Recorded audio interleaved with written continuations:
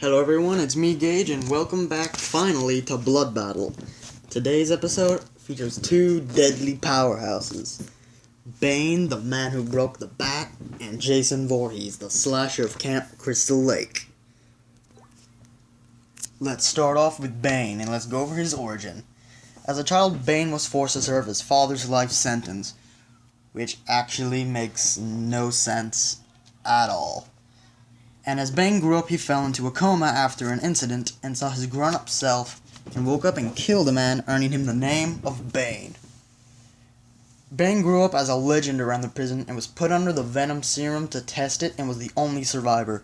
He later got addicted to the drug, so he faked his death, killed some sharks, and liberated the whole prison by himself. And then he went to Gotham, and you know how the rest of the story goes. Bane is an extremely skilled fighter. He's strong enough to rip an armored man's arms clean from his body and then beat him to death with them. He's skilled enough to beat Azrael in a fight, with Azrael using his flaming sword. He was skilled enough to beat Batman in hand-to-hand combat almost twice, and the second time he beat all of Arkham first. That's right, he beat Batman, then beat all of Arkham, and then almost beat Batman again without rest. Can you say badass? I sure can. Bane's signature move is the backbreaker, which is what he did to Batman, and ever since, it's kind of been his go-to move. But Bane is also strong enough to rip a person's head clean from their body without even putting up so much as an effort. Now, thanks to Death Battle's Bane vs. Venom, by the way, go check it out, it's actually a very well done episode, we know that Bane's maximum weight he has ever lifted was 27 tons in one of the animated cartoons when he turned red and hulking. But since then, I don't think we've ever seen anything of that level. However, Bane has shown some extremely good strength. He was able to snap the neck of a griffin with extreme ease without even binding it. He was also able to destroy the Batmobile with his bare hands in the other animated series. Bane is definitely one of Batman's strongest foes.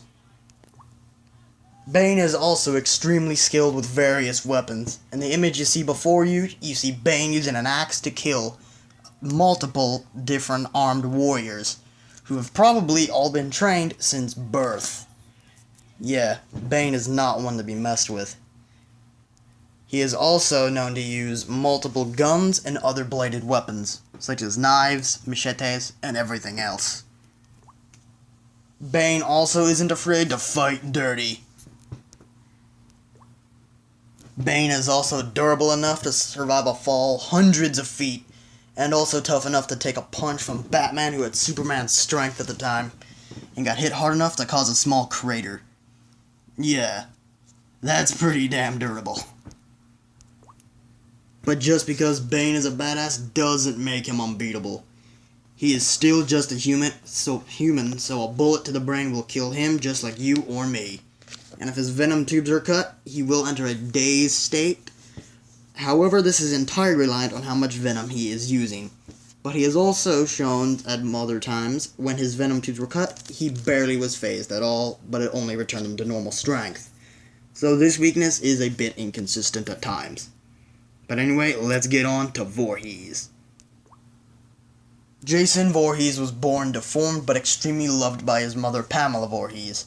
Jason was then bullied by his fellow campers at Camp Crystal Lake and ended up drowning because the counselors were too busy having sex at the time. So his mother went on a killing spree but was beheaded by the last survivor, but Jason had came back and had tracked down that survivor and killed her with a knife to the brain. Now he kills anyone who enters his camp to make his mother proud. Jason is one tough dude. He's able to force his foot through two people at once. He's tough enough to rip a person in half and then immediately crush the skull of another. He's tough enough to rip a playground thing the kids would bounce on out of the ground, metal plates included, and throw it into a helicopter, causing it to crash. He's strong enough to punch a person's head clean from their body without even breaking a sweat. He's also able to punch through steel and many other ridiculous feats. Jason isn't just strong, however, he is also extremely difficult to kill.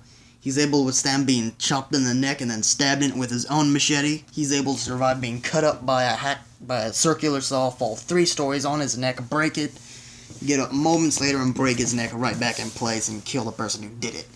He's able to highly regenerate most of his body and then take a gun and kill a guy with it moments later, and able to survive a helicopter explosion on fire, use a helicopter blade, kill 2 people, and be fine, as well as many other things. He has had a hole blasted through him, which he continued to fight, fought multiple Freddy Kruegers in the real world, was fine, and everything else.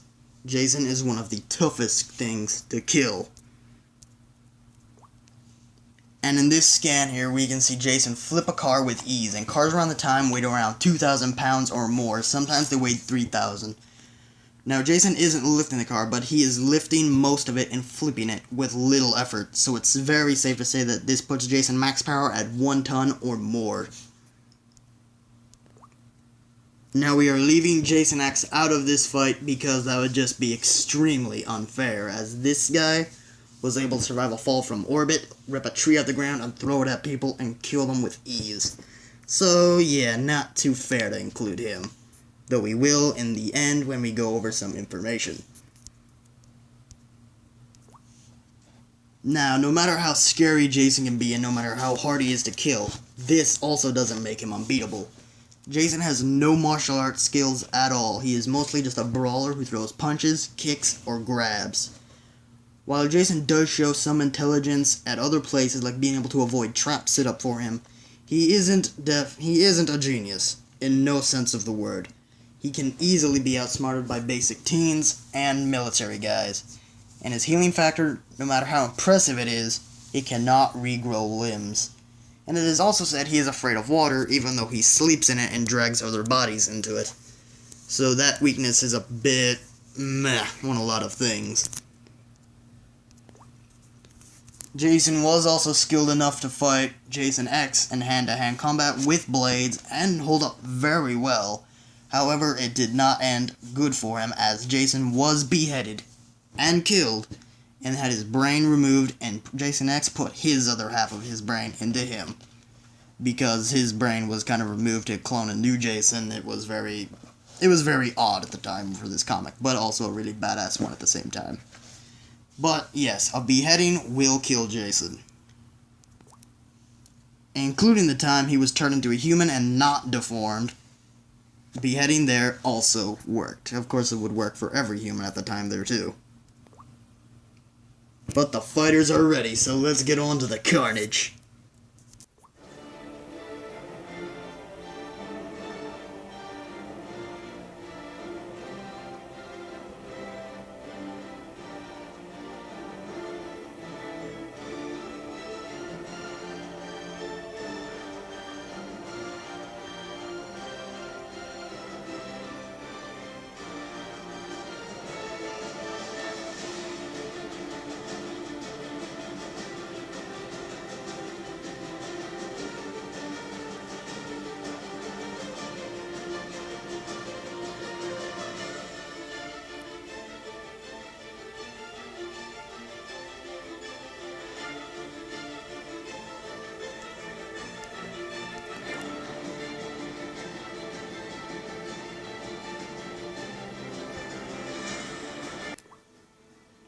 And so the winner is Bane, the man who broke the bat. Now let's go over why Bane beat Jason. Both Bane and Jason are extremely strong, but once Bane uses venom, he definitely outmatched Jason in the brawn category. Bane is a genius strategist and master martial artist. He beat Batman in Rebirth, like I mentioned before, and then beat pretty much all of Arkham and almost beat Batman again. That takes a lot of skill, considering Batman has mastered every martial art known to man. Yeah, Jason's just a brawler. He would not have outmatched Bane in any way in terms of martial arts. Bane has experience fighting assassins and other deadly warriors. The only thing Jason had to surpass Bane was his healing factor and his durability. That's all the advantage Jason had.